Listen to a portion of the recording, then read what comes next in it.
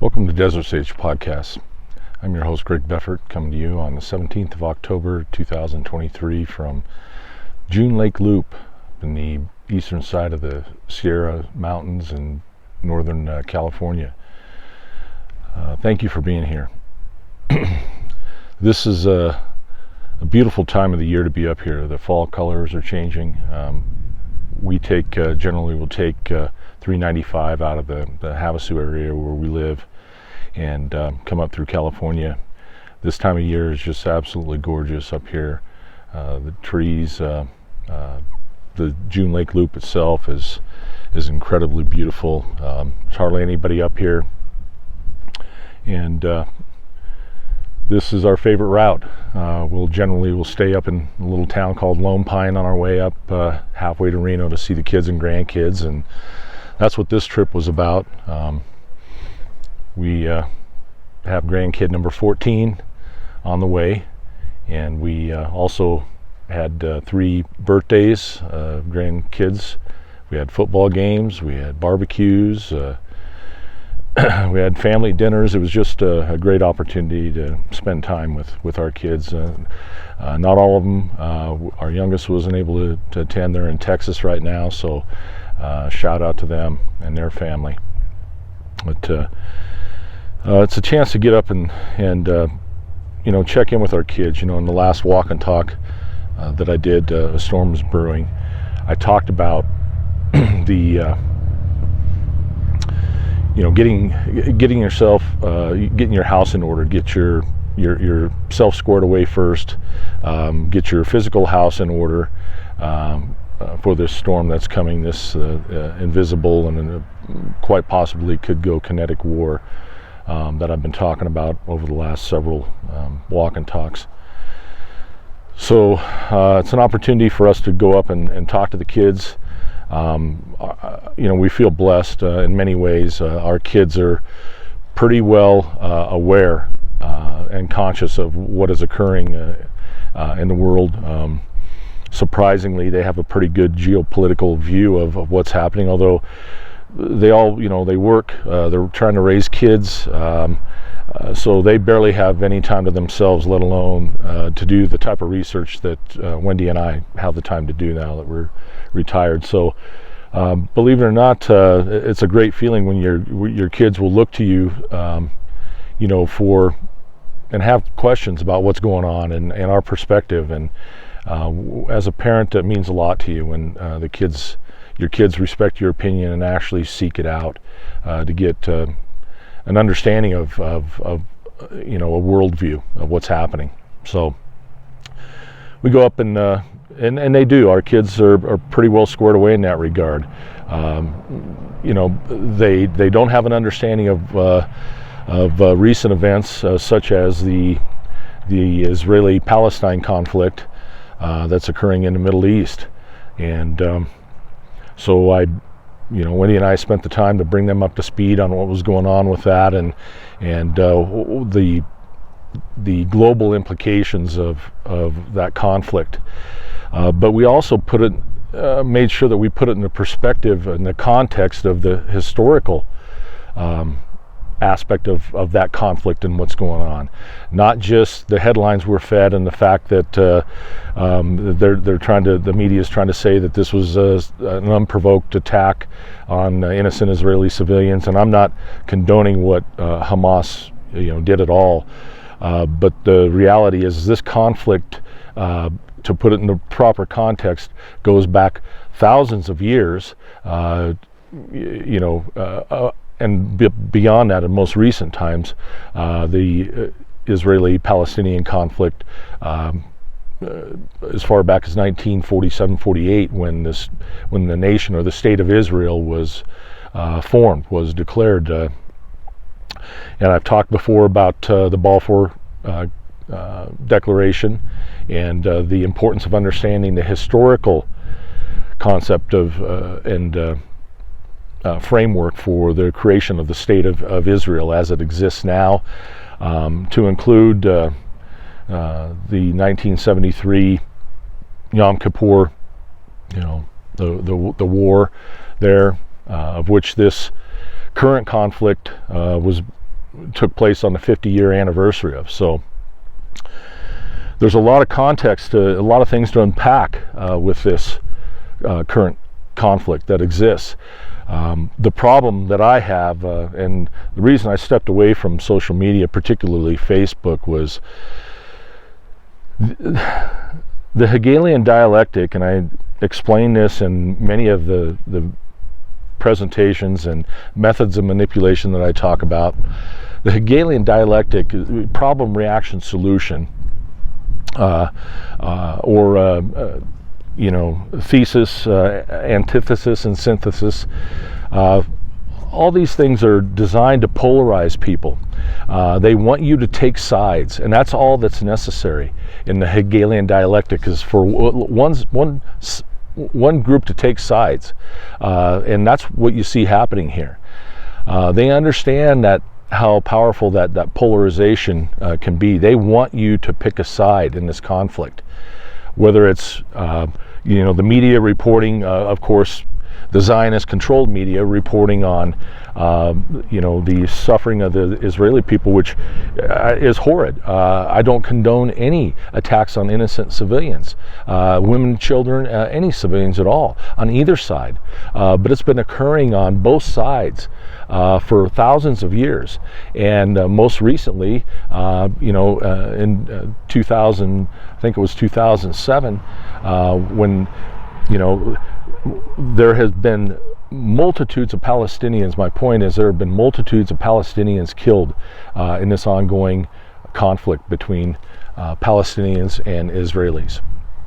And if you look at the history of the region, Palestine, it was not called Israel. The state of Israel was a Zionist creation. Go back and look at the history of the Balfour Declaration and the United Nations, or the League of Nations, a role in creating a state for the Jewish people. The Zionists created this. And the Zionists, in reality, are controlling both sides of the conflict now, including Hamas.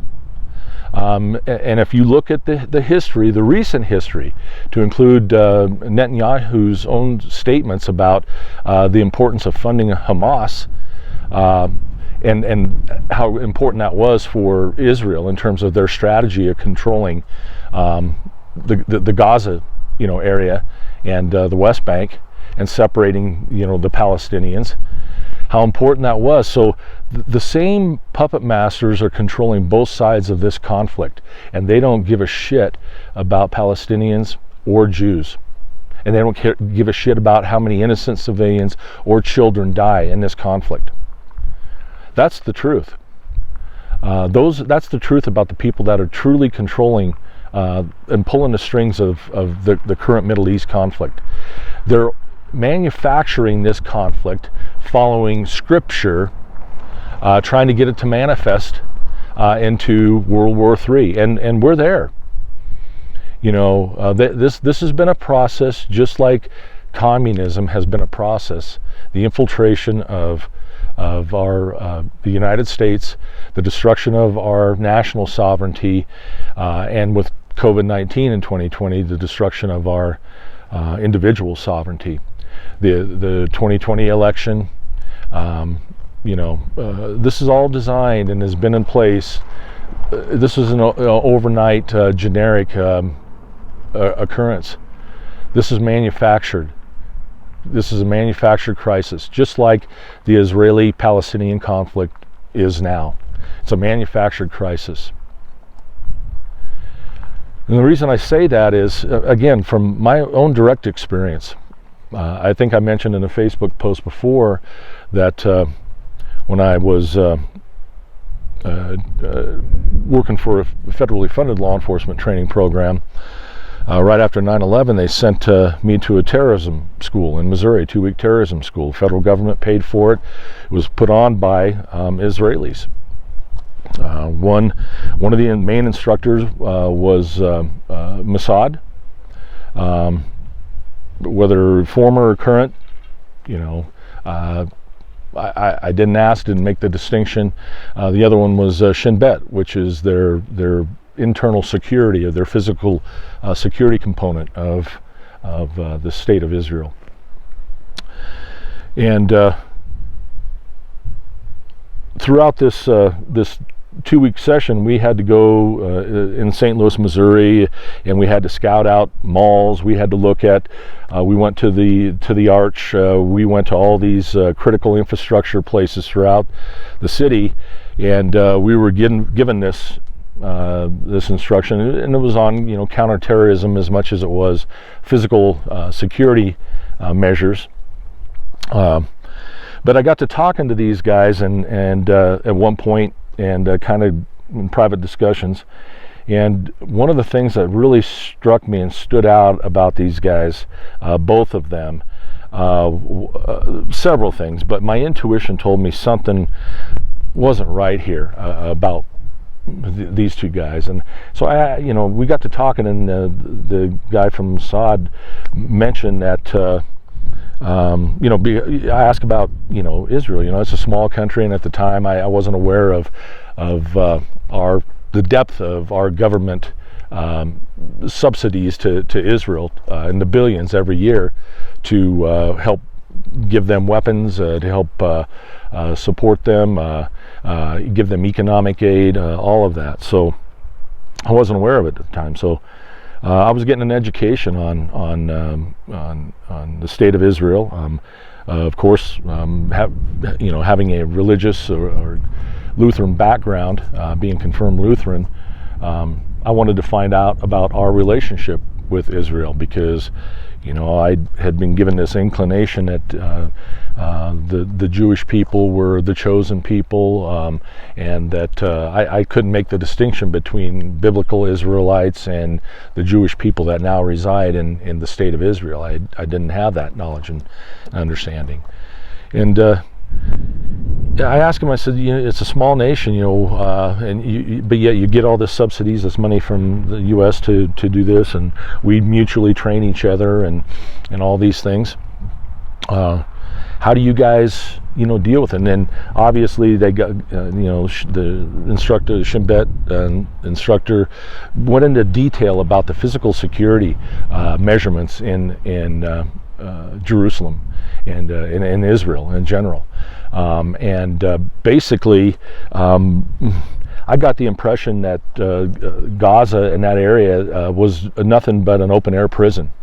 By his own admission to me, the physical security measures and the checkpoints and the boycotts on goods that aren't allowed to go in and out of there, the sensors that and this was back in 2001, the sensor capabilities, the fencing, the physical security measures, cameras, you name it. And of course, on the Mossad side, the intelligence component, human intelligence, electronic intelligence, all of those, satellite intelligence, all of the intelligence, they had tremendous capabilities back then. And so when I heard, in addition to that, the IDF, their army was growing in terms of its strength and in terms of our support, training, all of that to them. So their army at this point now in time is probably one of the fifth most well-equipped, best trained armies.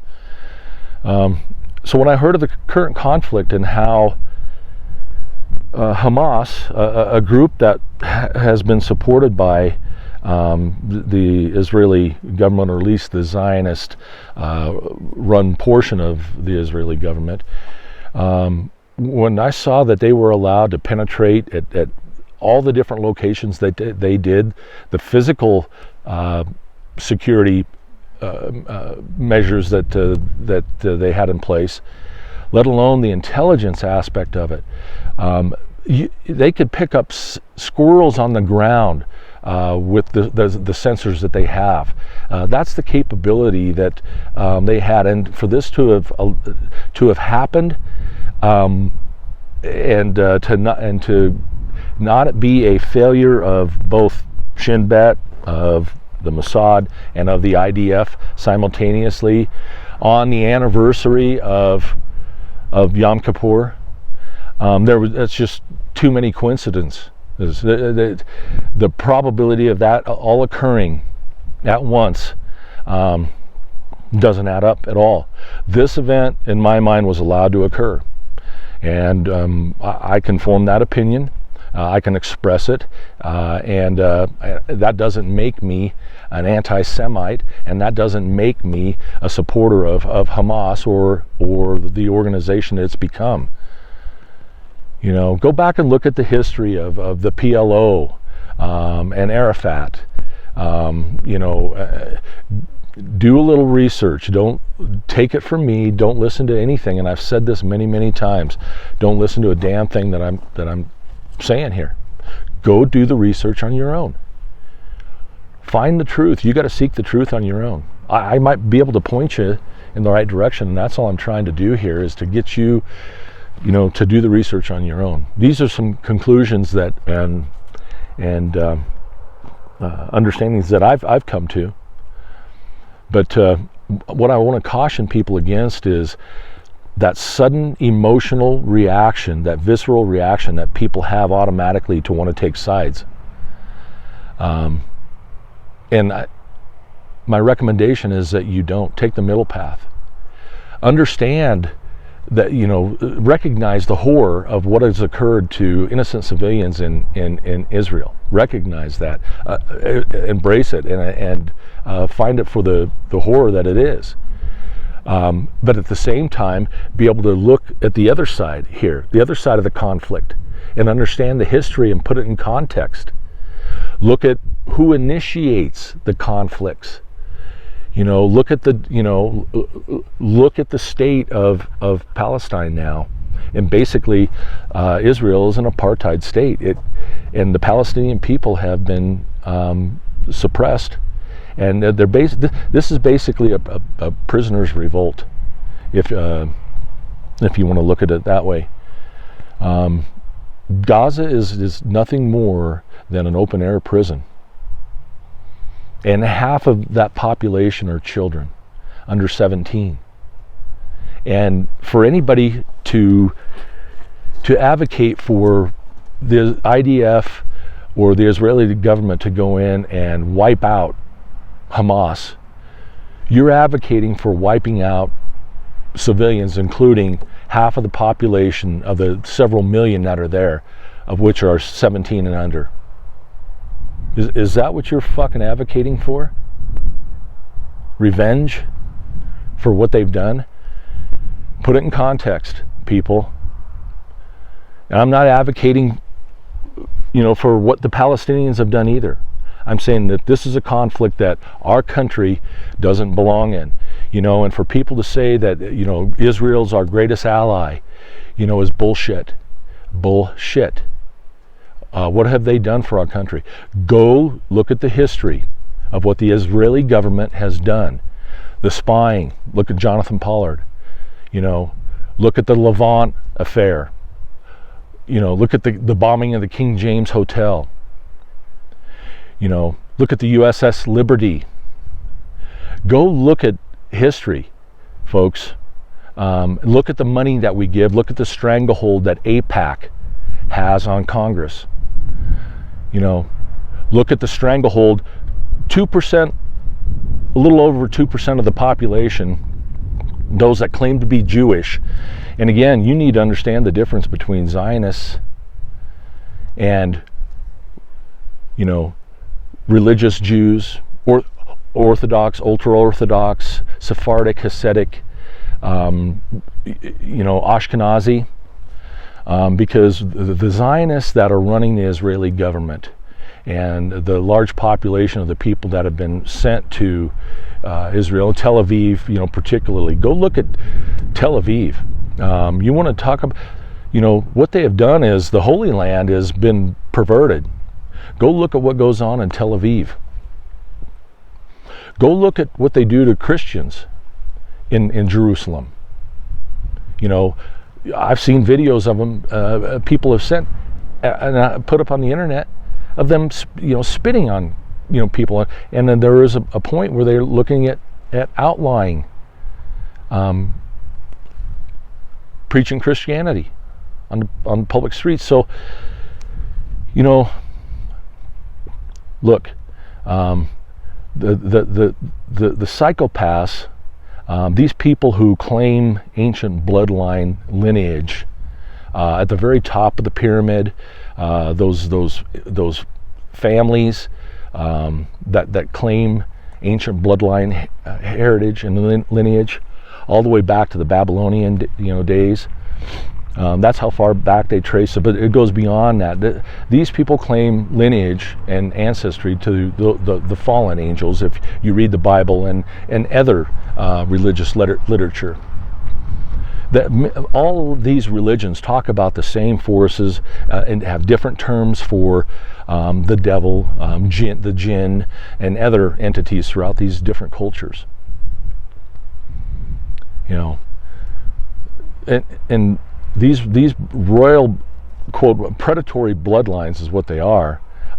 These are predators, and at the psychological and the spiritual level, at the psychological level, these people are ancient priests, psychologists. They understand the human psyche, and they know how to manipulate it. And they now have the technology through the media, through particularly television for a lot of older people, but now social media, and people will still say, I'm not influenced, I'm not affected by that. You are. Your subconscious picks up things that your conscious mind can't. For those of you that are old enough to remember subliminal messaging at drive-in theaters, they'd just for an instant flash an image of popcorn on the screen. And the next thing you know, you're standing in line at the snack bar wanting to buy popcorn. They have methods that they have perfected. They have current think tanks and psychologists that work on manipulation of the masses, the individuals as well, but ultimately they want to manufacture consent of the masses through this social conditioning. And we went through a hell of a lot of it during COVID, and a lot of people fell for it. A lot of people fell for it, just like a lot of people fell for the propaganda during Nazi Germany. But yet people can't see the parallels. They can't see how history repeats itself. It's not linear. Time isn't linear. It's circular. But we have this tendency to believe that because we're human, look at all this technology and this great shit that we've done here, that we're more advanced than what the ancients were, when the reality, and when you look at megalithic structures, it doesn't support any of that. They had technology far beyond what we can even begin to try to replicate today. So do a little research, do a little history, understand history. Ancient history and recent history, and start putting the patterns together. That's what consciousness is pattern recognition, awareness. And most people have a very low level of it. Most people have been conditioned, indoctrinated through the education system to accept an illegitimate belief in authority of other humans over you. Your world view has been fucked up. You think only the most powerful, the richest, and the most predatory should rule. That's That's Darwinism, social Darwinism. Using the survival of the fittest bullshit. And those are the ones that should rule. Most people don't understand their power. They don't understand the strength that we have.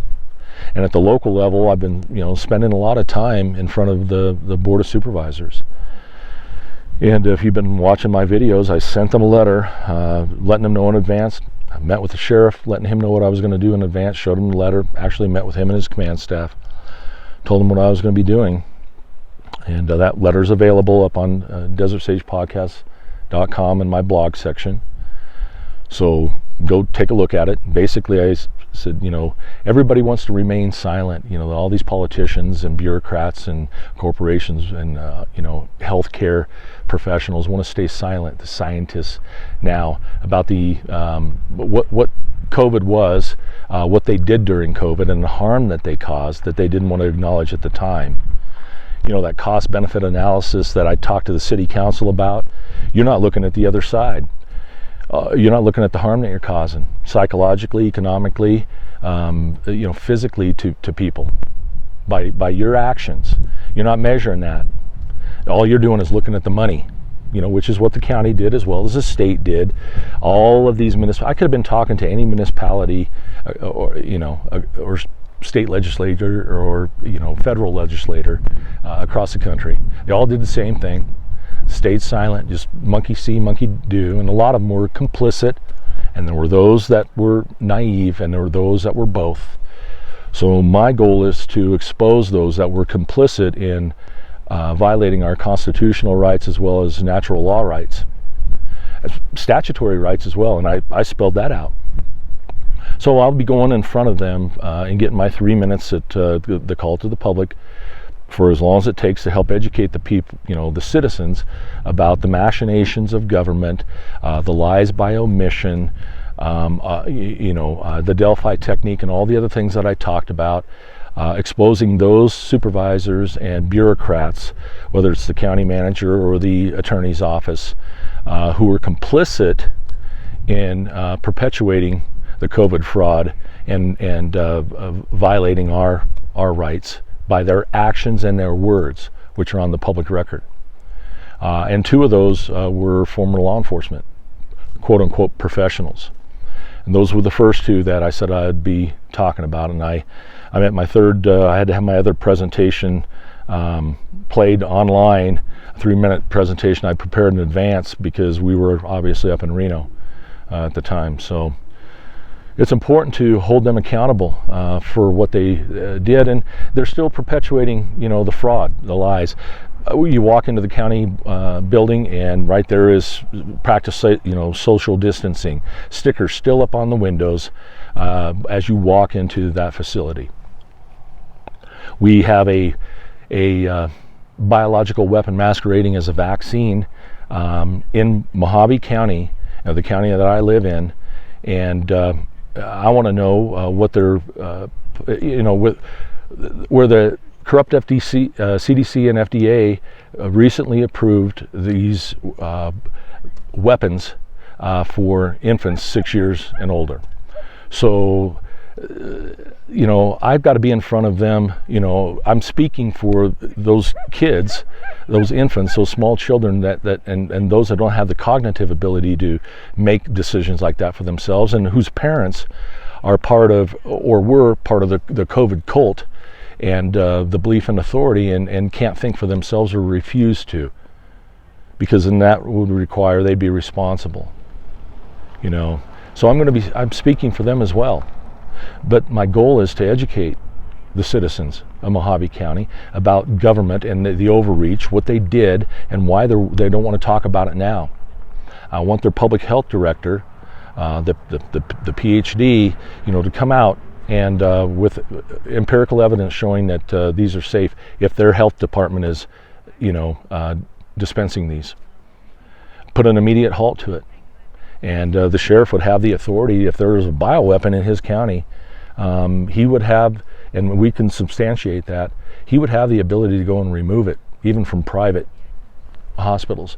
The goal, though, is to set the example. Start with you as the Board of Supervisors, set the example.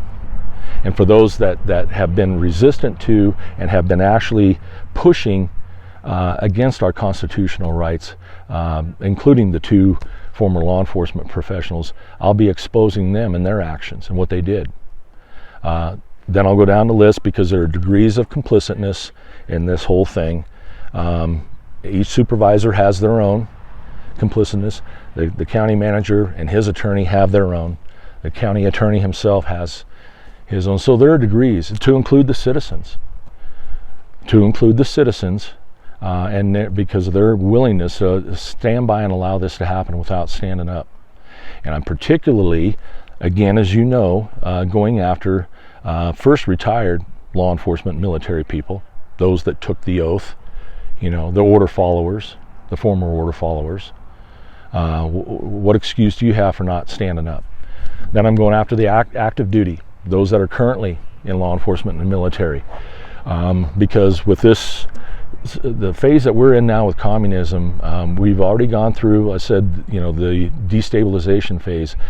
The next couple of years are going to be trigger events such as a third world war, such as another pandemic, such as an event that most people can't even wrap their heads around, that will cause enough chaos and disruption in this country to destabilize us to the point where our military will be turned against us. They'll be declaring martial law. We'll have a coup, and it has the potential to get to that point. If enough people don't wake up now and start holding your local officials, because it starts again with you, goes to your family, and so we were up educating our family about the most current recent events, and give them a better understanding, a balanced perspective of what's occurring there at the very least, and then slowly over time to educate the public. That's been my mission all along. Targeting law enforcement, military first, but then there's much of what I talk about overlaps into the general public, and to include aspects of spirituality. Natural law is not a religion. It is not a religion, it's a science. And it's based on principles. Principles are laws. And they're immutable. They can't be changed based on the whims of some politician. That's moral relativism. My podcasts have been about discovering objective truth and objective morality. So I'll be talking about morality, objective morality, and natural law during these presentations in front of the Board of Supervisors too. And again, I'm going after the retired folks and the current law enforcement. There should be more people that were in this quote-unquote profession that should be speaking out and aren't. Why not? Why not? You don't see a problem? No, it's not affected you, so your apathy is allowing you to make excuses and do those mental gymnastics for why you don't get involved, why you don't speak out, even if it means, the future freedoms for your kids and your grandkids and their generations that follow. So as long as you have yours right now, that's egotism. It's all about you and what's important to you and your truth and your morality. And only then, if it does affect me, well, then I'll speak up. We know what happens historically when, groups of people are targeted and nobody says anything until they come knocking on your door. So the time to speak up is now. The time to understand the truth and to speak the truth. For all of you retired warriors, this is an opportunity for you to actually earn your retirement. To actually earn it. You think you're done. You're not done. The fight's not over. Get off your ass.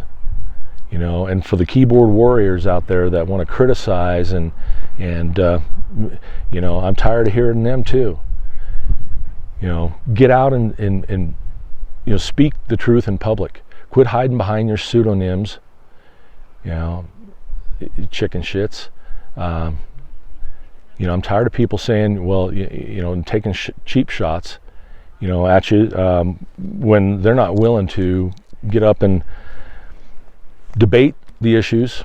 They want to snipe you, from far away. I have no tolerance for people like that. So I'm going to keep this short. This is just too beautiful of a day to spend too much time going on, but I'll be getting this video posted. I had a couple of interviews that I'll also get posted up as soon as I get back that I was able to do remotely. So thank you for your time and your attention. That spiritual currency that I talk about all the time. In the meantime, keep your head on a swivel. Things are unfolding rapidly, and don't get pulled. Don't get pushed on that pendulum swing back and forth, one side or the other. That's what they want. They want you to take sides in this conflict. They want support. They want bloodshed. They want revenge. And this is about bloodlust. This is because the people, again, at the very top don't give a shit about either Palestinian civilians or Jewish civilians, Israelis. They don't. They don't. So keep that perspective, keep an open mind about these things. Know your history. All right, with that, take care, folks. Peace, freedom, truth.